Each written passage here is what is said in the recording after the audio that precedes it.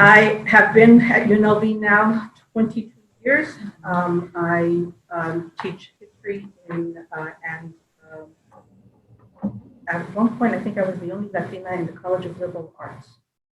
For 1 year I was like the only Latina in the College of Liberal Arts. So I have been here a while and my area of specialization is borderlands history, 19th century California, ethnic marriage.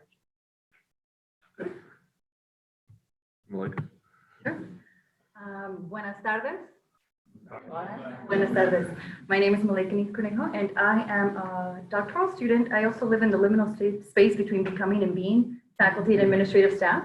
So I also work for the Office of Online Education as an embedded educational technologist, particularly with the Colleges of Hospitality and Business. I am focused on critical pedagogy, responsive teaching, multicultural education, and really honoring the funds of knowledge that students bring into the classroom as a point of entry to any content area. And so I also integrate some of my personal practice, which is healing, holistic healing, trauma-sensitive schooling practices in the classroom, and how to honor creating authentic assessments that really demonstrate academic growth over time. So delighted to be here with you all today. My name is Dan Januchis. I'm Associate Dean of the Academic Success Center. I also teach our first year seminar, Cole Winter E. And some of my research interests revolve around student success, students and transition, and the difference between residential and commuter students. I also am involved in the faculty development program with the Faculty Center. In that role, I coordinate the faculty mentoring or faculty consultation program, the student to faculty observation program, and also the peer observation program. And I know a lot in this room have participated in those programs, so thank you very much.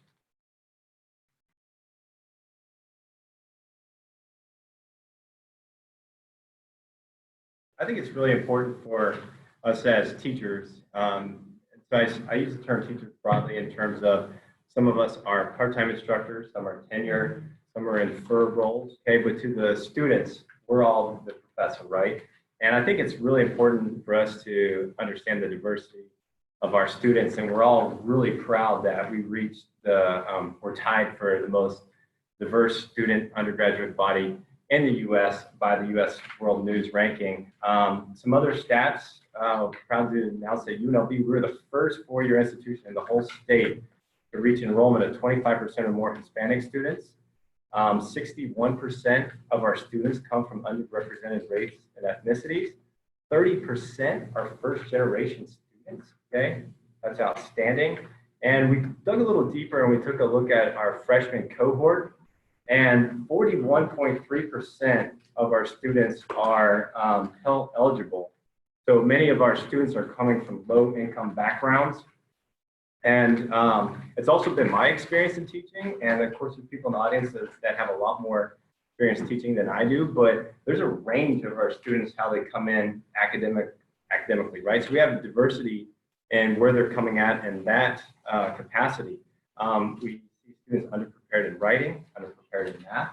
Okay, so these are some of the dynamics. So I think it's really important for us as teachers to really understand the diversity of our students and their multiple identities.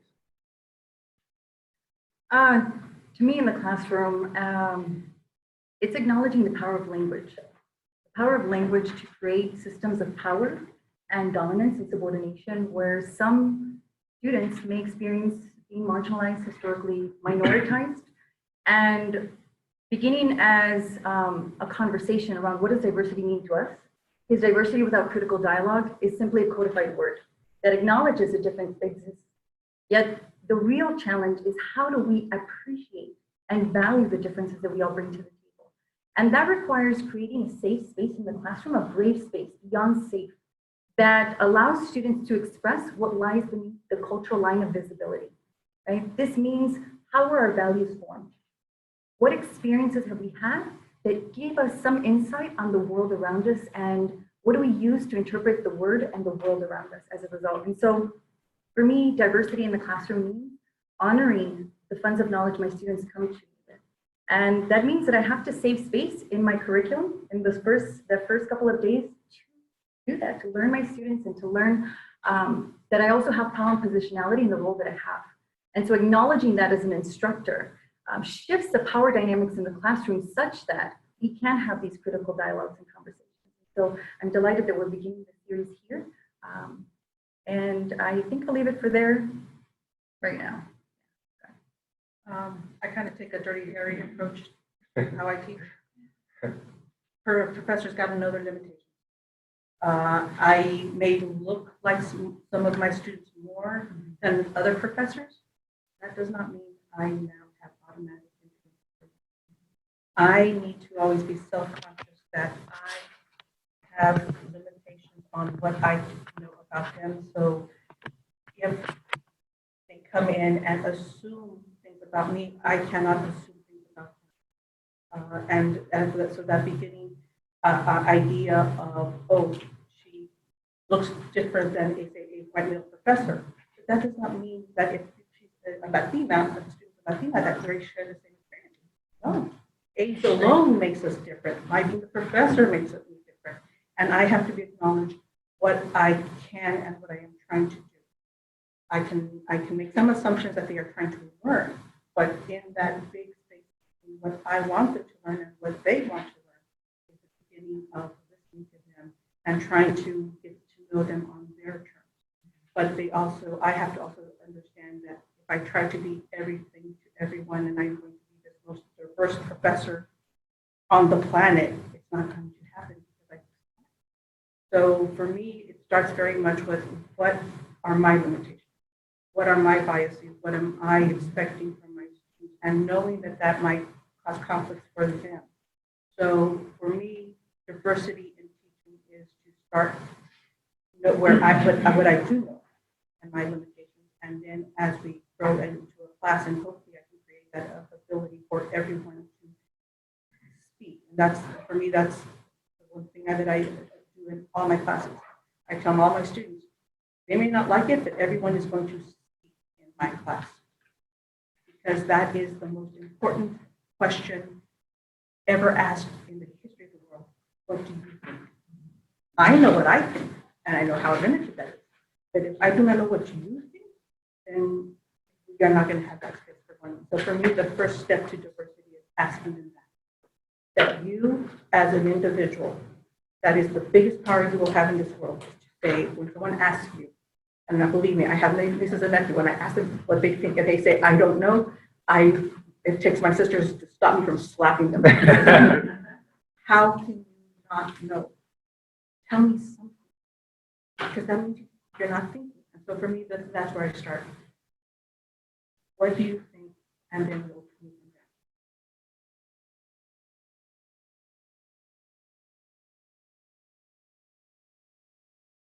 from there. Okay, I can go ahead and start. I think it's developing the whole student is all of our role here at UNLV. And I really, when the University Undergraduate Learning Outcomes, we call them ULEs for short, when they were rolled out, I really felt like they encompass developing the whole students. And those are global multicultural knowledge and awareness, critical thinking and inquiry, intellectual breadth and lifelong learning, and communication, citizenship, and ethics. And so I feel like that, to me, that sounds like we're working hard as a university as far as our learning outcomes and objectives to developing the whole student. I believe that faculty mentoring plays a huge role in students, as well as peer mentoring. And UNLV is soon going to be rolling out a real initiative for peer mentoring. But I think one thing that's really important is getting our students involved in campus. I think that's huge for developing them as a whole students. They can take leadership roles. They can they learn teamwork. They students from other backgrounds. So UNLV has 52 organizations, student club organizations, I should say, that are based on cultural, ethnic, or religious-based clubs and organizations. So get them involved here on campus, and it's perfect how we're right here in the student union, because it's a great place for them to start. Other things, travel abroad, and also I just was recently at the AAC&U conference, and it was a themed conference on diversity, equity, and student success. And some presenters, I believe they're from the Cal State system, but they highlighted that undergraduate research, okay? So there's all kinds of studies nationally that shows that students from lower SES backgrounds, first generation students, transfer students, and students from underrepresented groups are more likely, or they have larger gains in benefiting from participating in undergraduate research. However, unfortunately, the numbers show that they're less likely to participate in or remain in undergraduate research. So, so how do we, create an environment, a welcoming environment? How can we amp up our professor and student mentoring and these type of areas and create that sense of belonging where students feel more comfortable utilizing these types of services, and in return, they'll start to develop as a whole student. All of our roles to encourage students to do so, especially on the campus. I appreciate your comment, Dan, about the idea of ensuring a sense of belonging in the classroom. I think this is absolutely critical, right? For students who have been historically marginalized and minoritized, they already navigate what it feels like to have an imposter syndrome, right? To walk around campus and know that it is possible and probable that they will be treated differently by people in power and authority, period. It happens even to me, right, in my place of work. And I say that not because of my colleagues, but because of others that may come in and assume that I may have a different role than the role that I have. And so I think for me, the holistic development of students also involves like setting up the room differently, right? What does it feel like? What would it feel like for you all if we were in this session and we were sitting in a circle together? We were sitting, looking at each other, rehumanizing our human experience and acknowledging that we all have funds of knowledge, right, to share with each other, creating this community cultural wealth. And so shifting the space in the classroom to allow students to work collaboratively and teaching the process of what collaboration means. What does it look like? Offering them role cards, product cards. I think we take for granted that some of us have had more experience than others in working collaboratively and learning these skills that are essential soft skills, right, to be successful. So for me, the fundamental question, and I appreciate your question, Raquel, about what do I think the real question we need to get students to explore is, who am I? And that's a very different question. And we are often defined by what we do, what we say, but not who we truly are. And for young people, that is an essential part of understanding and their point of entry into their education and engagement in it. And so we hold space for exploring who we are as it relates to the content. As it relates to the content and how do we fit this in these critical conversations and dialogues with our peers so that we can break out of these silos, right? So we can learn from each other as well in the classroom. So I think it starts from shifting the classroom environment, right? All of these things, ensuring a sense of belonging and also holding space for exploring who we are. For me, what do you think is success? Because we come in, oh, you're going to graduate with a degree in something, and that's success. Is it? What is it that you want, and what is it that you think makes you the person that you are in this process? And how is it that I can help? But what do you, and where are you going? Are you taking what the university or society is telling you that you will be successful? That if you make a certain amount of money, you're automatically middle class and happy? No, that isn't true, because everybody here is in middle class, and how many of you are really happy? So what is it that you are going to define as successful, and how is this university going to get you there? And it will, and so that, I think, again, so that they can say that we're interested. But many of our students, it's not just the university. They come bringing in family trauma, family obligations, family responsibilities, that they are one of a unit that they are constantly thinking about. And often that is finding their success for Latino, almost, what is success? I want to make enough money to help my family. That isn't that I'm going to be a doctor, I just want to help my parents. So right there, those economic concerns, when you're talking about, oh, now go and study abroad. When I was going to college, there was four siblings in college at the same time. If I would have gone to Europe in a second, but that meant my sister would have to do this, my brother would have to do this. I couldn't do that. So this idea of what do we mean by holistic? Holistic to the individual or holistic in how they see themselves in the pathway and the journey in their lives to get to where they want to go. And we have to be cognizant that they come in, many of them, with those economic burdens that makes them being students very different. So how do I help them try and carve their own individuality in that and try to start thinking?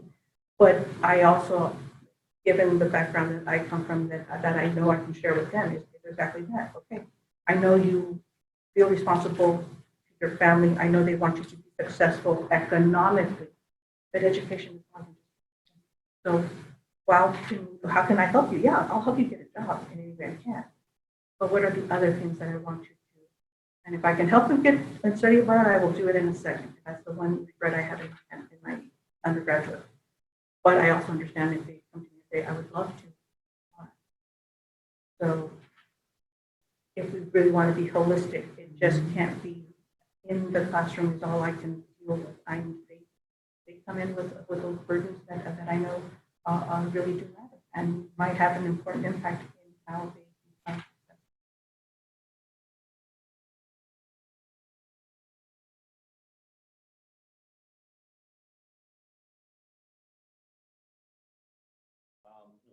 First thing that comes to mind is to actively listen with empathy. Mentioned getting to know the students, and one of the best ways to do that is to understand your students is to get to know them. And that comes in a lot of different roles. So first, there's like, you can take it through academically. So maybe early in the semester, have them write like a 2-page autobiography. And so that just gives you kind of a background knowledge of what they're willing to share. Then you get to know them through office hours, in-class participation, and then if you're able to partner with them outside of class with research. But the kind of way I see it is students are facing these challenges.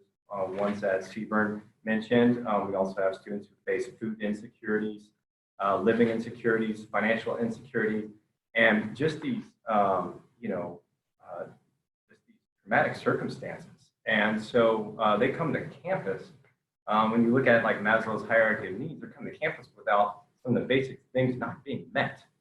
So I think for us as instructors, in addition to getting to know our students, that we have to take in consideration that it's not all about us. So if the student's not engaging, it may not be about how we are teaching. It might be, don't get me wrong, but it might not be, right? So we got to realize that students have non-educational issues going on in their lives, and they're working through these. And on top of this, different students learn in different ways. Okay, so these are all these dynamics that we can be taking into consideration. When I taught an ethnic studies class here at the university, I taught a class, an introduction to race, gender, and class. Right? These are social constructs, and we need to talk about them. We need to talk about how they have created the formation of our society, how we relate to each other, how we engage, structures, systems, institutions, and how we are impacted differently based on these social constructs. Right? And so to me, before we even get to that place where we can have this conversation around this, we have to start from a point of entry of what do we need and what are we willing to give in these critical dialogues, right? Where all of the students have an opportunity to share that. And it's a simple 2 post-it situation. They come to class, they have 2 post-its in front of them. What do you need and what are you willing to give? And that creates an opportunity to create some shared norms or agreements around having difficult conversations in the classroom. And that has opened a door for me to be someone that students see as someone they can trust, someone that they find relatable, right? This empathy, right? This notion of being a teacher and an empath at the same time, right? This shifts how we teach, the art and craft of teaching. To me, teaching is about love and loving my students, loving the possibility and the potential that they have, and knowing the resources that are available on campus for these conversations outside of the classroom, right? I may have a lot of experience with immigration, but like Raquel said, all of our immigration stories are different, right? I come from a mixed status family. That means half of my family is documented and the rest is not. That means I have a privilege, and I honor that privilege, and I walk in that privilege, and I know that it carries more responsibility for me, but it's something that we talk about. And I think racism is something that needs to be addressed more than at the individual level, but at the system level, at the institutional level. How are some of our practices and policies maybe burdening our students even more, right? If I get an email about retention, progression, and completion, and it says to me I'm out of compliance because I've yet to enroll by a certain date, yet the letter does not ask me, are you okay? Are there things that we can do for you? Is there something that you need that you have not yet enrolled, right, in this semester? And so I think it's how do we create that space in the classroom? How do we ask critical questions? And then how do we know our resources that are here available on campus? And we do have amazing resources, undocumented organizations, and being courageous enough as instructors as well to acknowledge these social constructs in our life and how we may be privileged in different ways as well. Well, try very, very hard not to be the one who is instigating the racism and that's step number one.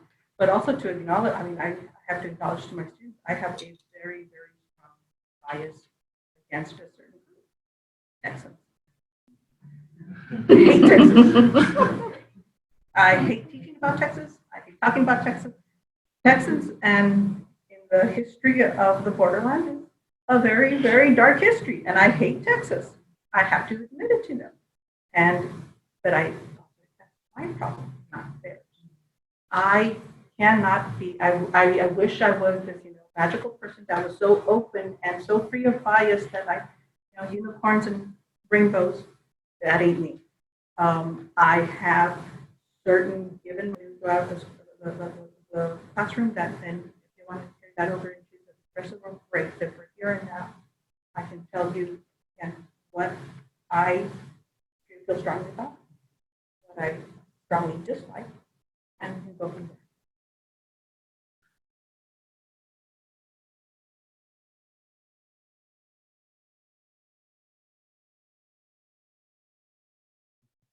Great question, and I think there's several elements leading up to the class. I think the content that we choose is important, right? So, is the content that we're choosing, does it present multiple perspectives? And so I remember my undergraduate degree was in history, and I remember there was a very popular series called Choosing Sides, where authors would write opposing sides on the same topic. And I just thought that was so cool as a student because I was like, wow, this is the first time ever in education where I've been presented by two or three or four conflicting views.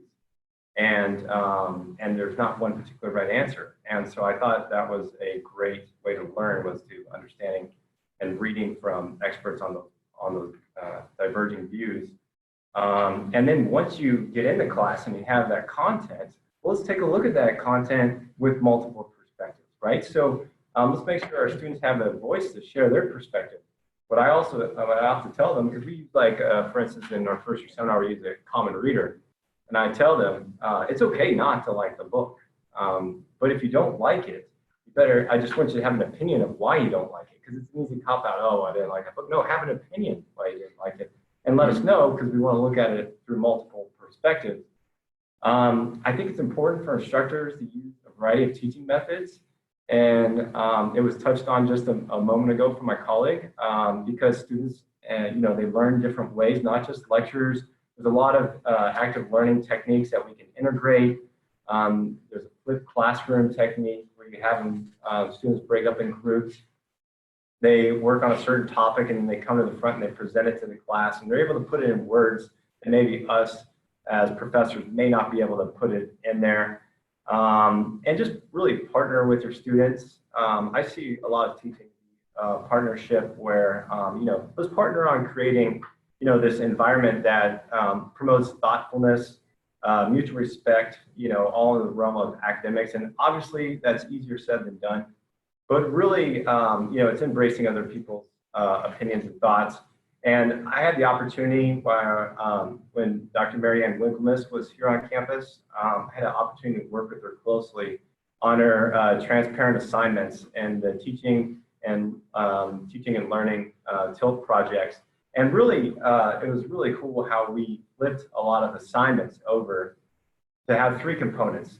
Let students know for the assignment, what's the purpose of this assignment? Then explicitly let them know what exactly they need to do, called the task. And then the last part is, what is the criteria for success? And so in other words, how are we going to be measuring this, grading it, to where you know what successful work is going to look like? And the basis of this format, I call it PTC, Purpose, Task, and Criteria for Success. The format of this is, we all know academic language in our field, right? But a lot of first-generation students, some of these terms aren't connecting with them, right? And so let's help level the playing field and make our assignments more easier for our students to understand. And Dr. Winklemas partnered with Dr. Benacki and some other great researchers on campus to measure, and found that these assignments did help demystify assignments for their students. And so that was an exciting project. And then also, I think, my last point on this topic, but if you partner with the Service Learning Office, it forces students to get in an environment where they're, as mentioned earlier, uncomfortable, okay? They might be working with other students or people that they generally don't hang out with. They could be helping an organization that they're usually not affiliated with. And then for all of you that are very practical minded, they do have very good insurance if somebody gets hurt on the service learning project. So don't worry about that part. But anyway, consider adding a service learning component to your class. We've used it in some of ours, and it's been a good experience. I think one of the questions I ask myself before I even get to the practices is, am I engaging in banking concept of education strategies, right? I would love for every educator to read Paulo Freire and the Pedagogy of the Oppressed. Right? The banking concept of education suggests a teaching model in which we deposit coins of knowledge into our students as if they were empty receptacles. And so I appreciate this conversation about active learning, because my role is then to be a facilitator of a learning experience in the classroom. Right? I can be an expert in the content, yet I also am charged with creating a space where learning can take place in ways that will allow for enduring understanding, that will allow for transfer of skills and content knowledge. And so one of the things that I like to use, it's a resource from the University of Colorado. It's a cultural competency workbook. I'm happy to share this if you all email Severin. And it has an opportunity for students to use something that I like to call concentric circles, or they call concentric circles. So students engage in an active process of authentic conversation with each other by acknowledging some of their identities, some of the things that are interesting to them, some of the things that make them who they are, and just have a dialogue. And so I think bringing that authenticity into the classroom and creating that space, but also integrating content questions in it, right? So it can be fun, it can be exploratory about each other, but it's also about how we relate to the content, how we interact with this. So for me, the key words are critical pedagogy and critical literacy. Teaching the students how to read the word and the world through whatever content we're teaching. Right? Because if I open a textbook, I used to teach social studies when I was a high school teacher, and we would look at a book with a title called World History. But when we opened the text of World History, our first task was to put a post-it in every page that you could find a woman that was acknowledged in the text. Right? So we had one color for women, and then we had another color for people of color. Right? And at the end of it, the students said, well, how could this be the book of the world story when so many other people's stories are absent from it? And so really, having students think deeply about even information that's being presented to them. I love when students push back in the classroom, because that is when the real learning is happening, right? When they're feeling that tension with what they knew, with these new forms of knowledge, and making meaning out of it. And so activities like Four Corners, Forced Choice, moving us around in the classroom, that's important, it's key to learning. Inviting students to consider that learning can be fun. Right? That's the biggest aha moment they have in my class. Wow, we're having fun, and you're having fun with us. And also my ability to just step out of my role and be funny, have fun, do call and response.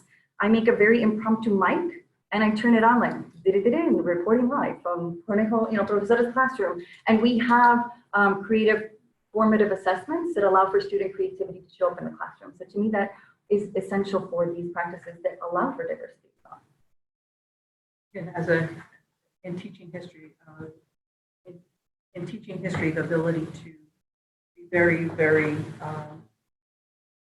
untraditional. So what I always do is I will lecture one session, but then the following session, I assign them roles that they have to take on, and they have to investigate further either through our readings or on their own, and then they break them into groups and they compete against each other. So how are they understanding the role of Native Americans, Texas, California, New Mexico, and students and assigning them roles, but they have to explain from what as they understand it, and then I can see where I'm missing, not explaining properly. But it also makes them think in historical ways and makes them think very critical. So especially if I always make the men become women and the women have the freedom to choose. But forcing them to think beyond themselves in historical fashion so that we can understand the motivations and engage with other groups to understand that historical moment. What does a frontier look like from the perspective of the colonial settlers versus the indigenous? When does it break out into violence? When does it, in fact, create engagement and alliances? Who is really powerful in these moments? So again, it forces them to take the information and for them to digest and then to articulate it back to me. And that I find it far more inclusive and active than sitting through 2 days of lecture when if they're not interested, I cannot, unless I can go beat them, I cannot get them to that. So trying to get them out of their comfort zone and to say, okay, no, it's not about you pleasing me and just checking off the, okay, I attended, I took notes, I read, so what does it mean? If you cannot get to the, this is what I think it means, then I'm not teaching. So for me, trying to get them to be more engaged, the best thing about history is, okay, so go interview your family. You're going to find out who you are. Then go and interview and talk to your relatives and tell me what within your family, how your family reaches this place. Tell me your history. So that that's anybody can be a historian. For me, that's when they say, you love history and half, 3/4 of no, it's like it is the easiest subject in the world. It is literally the easiest subject in the world. How did you get here? That's history. So again, the subject matter I think helps me. But it is about breaking away from what they have been taught. The series of memorization, names, dates, remembering the great men of history. So in a lot of ways, I have the ability to make it into a playground of ideas, but they are the central actors. When students come to me, what do you want? I have everything I want. I have everything I need to. I know what I know. You're the one that has to be. And so it's not what I want, it's what do you have to work with. And for me, it's just expressing an interest in the past in order to get us to know the present. That's all I want.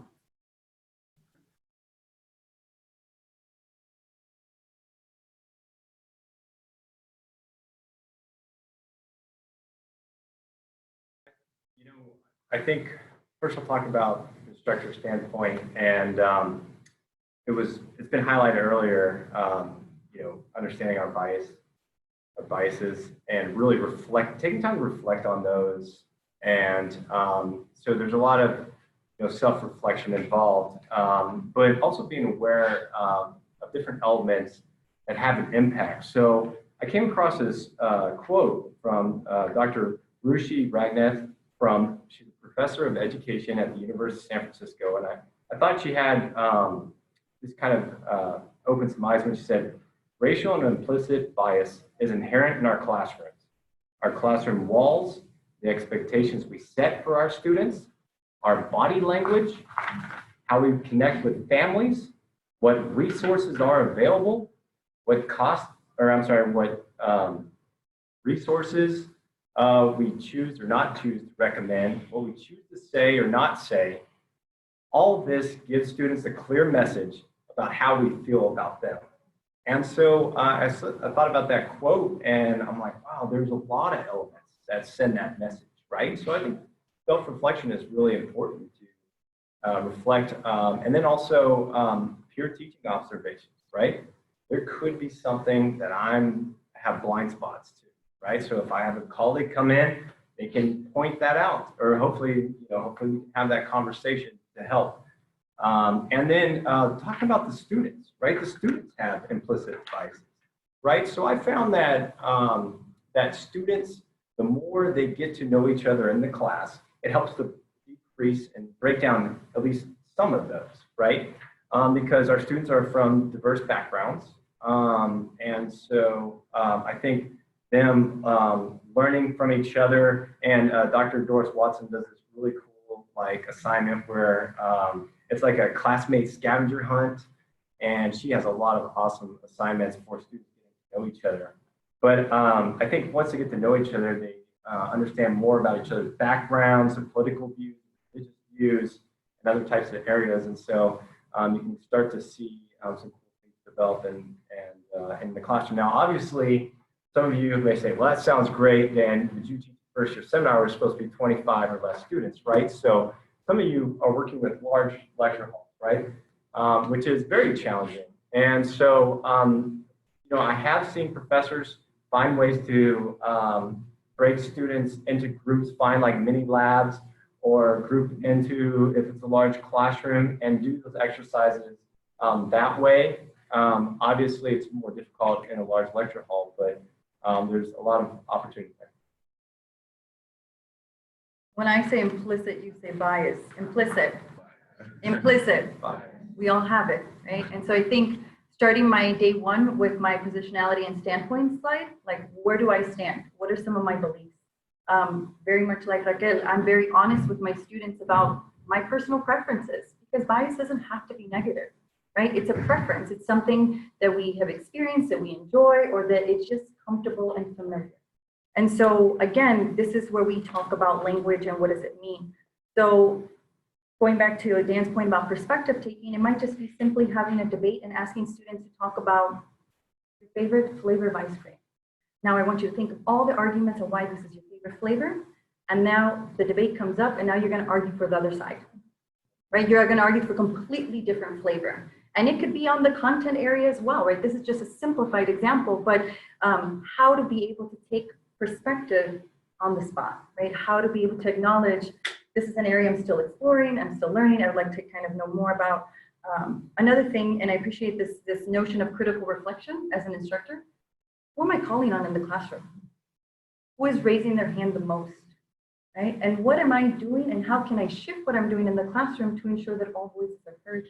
And so in a small classroom that looks like, just like a little tool where I say the student initiated a comment, the student responded, right? It's just a simple, like some sort of a graph, right? Because most of my classes, we do sit in circles, but in a large lecture hall, it's different. And so how do we engage in other practices, think, pair, share, these other opportunities, passing note cards, 3 students to the right, 3 students to the left, to ask these kind of critical conversations about preference, or positionality, and a personal standpoint. Because they're important, and we're gonna have to navigate how to share space in a classroom with those differences. Yeah, in a large lecture room, obviously diminishes. Am I really listening? Am I really listening to the student? Because again, nothing turns you off. It turns a student off more than that's my position of power. Am I listening to not just the voices but also the body language? And am I going? And how much interest am I going to be? Not on the ones that are here, that are on the periphery, who are choosing to sit there and choosing to navigate this classroom and me in different ways. So it's listening not just to what they say, that body language. I know when students are resistant to me. And I, in the course of a semester, politely or not so politely, let them know that how they're navigating the course is not going to work, because they're going to have to, it's not just about showing up and taking notes, it's about really engaging. And so therefore, am I listening to all of the cues that I can gather as I lecture? And then again, they always think that if they sit in back, I don't see them. Oh, I see when they're doing this, and I'm seeing. So it's like, again, am I really listening? And when I can intervene and make them, you can keep doing that, but it's not a good way to be a student. And so if you do not have the courtesy of putting your phone away when I told you, then we're going to have discussions. But again, always, rather than trying to lecture and go the direction of information and contact cannot just be me towards them. They're also sending energy and vibes, and I have to be aware. And how I negotiate that differs from student to student. These are in small classrooms, but I can also do that in big classrooms. Because again, the kid in the back that's snoring, that's an easy thing to have to deal with. But I do have to take responsibility that I am the one that has to and be the most active. I wish lectures could be just me reading my notes and saying now bye, but it isn't. It's about that eye contact. It's about knowing that when a student is acting differently halfway through the semester, what happened?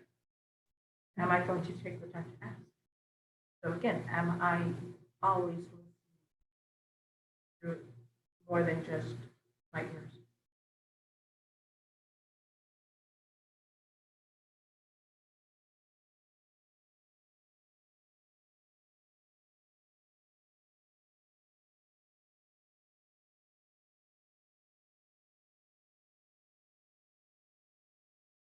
We all know the challenges, that occur when we address difficult or, maybe even controversial topics.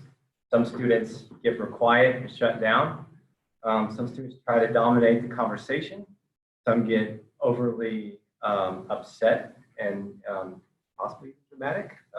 And so we've kind of all probably had similar, one of those scenarios occur. And it kind of comes to mind, an ounce of prevention is worth a pound of cure. And so I think early on, before you engage in these, first set your expectations for the class.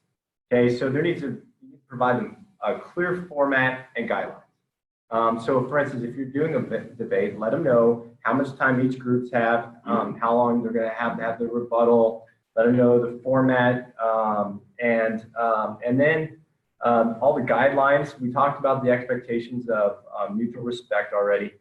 And then it's okay to remind them throughout the class of the expectations. And then maybe even before you, we talked about us as instructors reflecting on our biases, maybe even before you engage in this debate or whatever type of discussion, give them a few minutes to reflect on that themselves. Maybe have them write like a quick one-paragraph journal that they keep just to themselves, reflecting on their bias. That's something you can do. And then during the actual discussion, you kind of undertake the role as the facilitator. And so at times, some students are going to need some support, right? They're not speaking up, or you can see some insecurity in their opinion, and they need you to back them up like, yes, that's an excellent point. And also, could you expand on that? Because that's really an outstanding point. And that sometimes, as we talked about, some students, you might need to challenge them a little bit for what they say. Like, well, have you thought about this? Or, well, you mentioned that. Here's something to actually consider. And one of my colleagues, Dr. Joe Urban, he had to go to meet with a student. He told me he's going to leave early, but he draws this cool diagram in his class. And he literally draws, he says, I have to revert to stick figures because I'm not an artist, but he draws stick figures, and he has like these motions going up above him, right? And so he talks to the students, say, these are two people that are having a difficult discussion, but they're furthering the academic thought and working towards the truth in this conversation. Notice how these are up here separate from each other. They're not going towards each other, which could be considered an attack, right? So in other words, we draw on the diagram. So if somebody has a thought, right, and if you're going to discuss that, we should not, address them personally. We should address that thought, right? So all of our and so essentially he draws that diagram to help, because a lot of our students are very visual. It kind of gets that conversation going. And so I love switching the topics, make them, as several point out, arguing the opposite side. And one way that because students, sometimes they can see that coming. Like, so they don't want to tell you which side they're on. I actually, have them like write something out supporting their side, and then you got them, and then you have to switch. And so that's because sometimes they see it coming and they act like they're the other way, so that way they can present their side. So that's a little nuance that I add to that. And, just modeling these qualities as instructors, obviously easier said than done. But I think all too often we've all had professors that, I hate to say it, but they force their opinion upon you. And so if we can model that, acknowledging to our students, hey, this is my opinion. Some of you might have a different perspective, and that's fine. This is my opinion. And then helping them with that critical thinking, separating fact from opinion, and just letting them know the content they're reading isn't always right. And professors, we're not perfect. We're not always right. And so some things to let them know. I like to start with the story of your name. What is the story of your name? As an exercise to develop trust in the classroom. And so students have 60 seconds to share the story of their name while the other students are actively listening. And in this active listening, those that are not speaking are seeking to clarify, confirm, or to ask questions about anything that they think they heard. And then the other student has an opportunity to confirm what was shared back with them. And so this creates a sense of mindfulness in the classroom. It creates a sense of humanizing each other in this experience. And also, it reminds me that I need to, and I think I've shared this before, create a shared set of agreements, but it's co-constructed, right? So the students are the ones who are telling me what we need in this classroom to have these dialogues and conversations. And when we talk about immigration, we talk about the word illegal. And what does this word mean? How does it dehumanize others? How is it different from undocumented? How the power of language to just shut down conversation, but also to open the door for it is really important to explore. And I think often about, am I also creating opportunities for students with alternate abilities in my classroom, right? Students with disabilities, students with different learning preferences, how do I open that space as well for those conversations? Talking sticks can work, right? So having something that acknowledges when the person has the mic. So we used to use a mic check in my class. And as well as ensuring that those shared expectations include something like knowing when to land the plane. It means get to the point, right? Knowing when to lean in, when to step back, when to allow others' voices to be heard as well. And so that comes with just facilitating practice. And there's a lot of strategies that we can share afterwards that could be helpful for everyone. You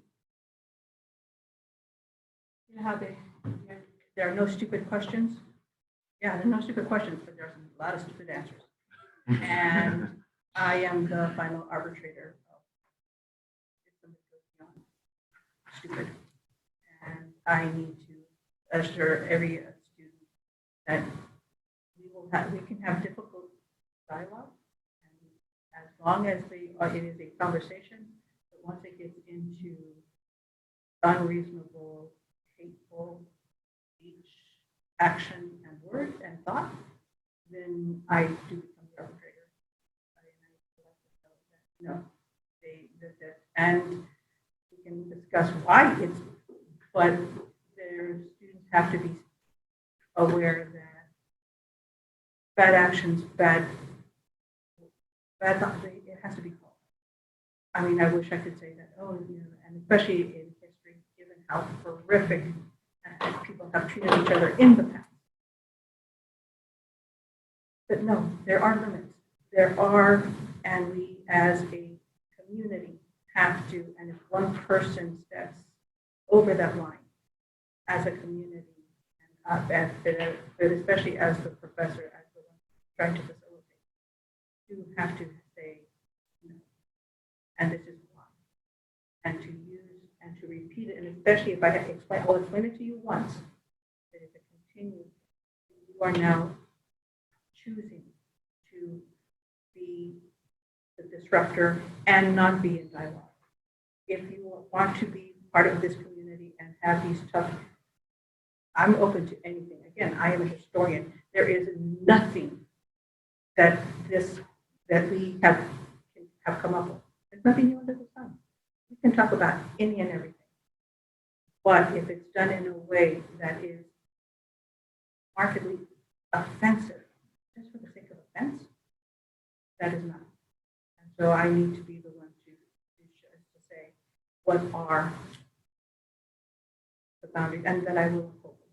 That if you do say something so offensive that you are, and again, it's not like soccer. You don't get 2 yellow cards. I go directly to red. So I will be open, but if it goes outside what I feel is constructive dialogue, then we will have to have a discussion either in private or in public. They are adults. They are adults, and they can take that hard. They can take,